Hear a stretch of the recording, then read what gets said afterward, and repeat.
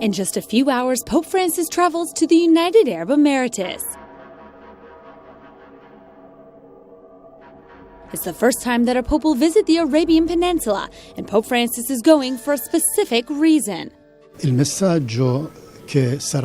message that will be voiced in Abu Dhabi is that of a universal brotherhood. All of us members of the human family are brothers who have a single origin, a common path and a common goal, that is God.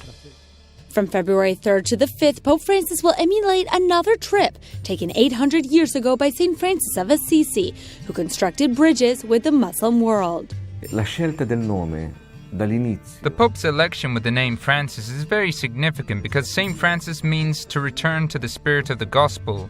It represents poverty, service, humility and church reform. At the same time, it means openness to others, dialogue, meeting. It means going against the tide in times of war, giving a message of peace, reconciliation and understanding. From here, Pope Francis will not be far from Mecca and Medina, the cradle of the Muslim religion. In Abu Dhabi, he will meet with the Muslim Council of Elders, an organization created in 2014 to promote peace among Muslim communities. In the Founders Memorial, the monument dedicated to the founder of the Emeritus, Pope Francis will participate in an interfaith meeting on human fraternity that will also be attended by religious leaders from all over the world, including the Imam from Al-Azhar, Ahmed Al-Taib. The UAE are now trying to take a leadership role by drawing near to Al-Azhar, the Sunni institution in Egypt. They're looking for a cultural and religious alliance in which the Arab Emirates are the vanguard of an open and communicated Islamic thought.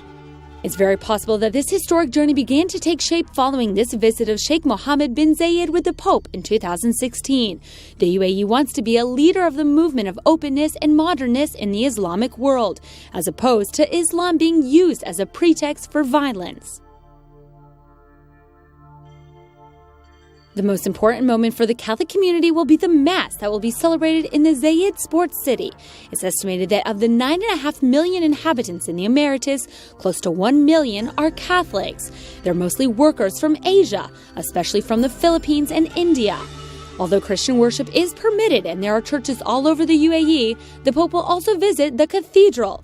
Yet it will be the first time such an enormous Mass is celebrated at Zayed Sports City, as the enclosure has a capacity for some 45,000 people. The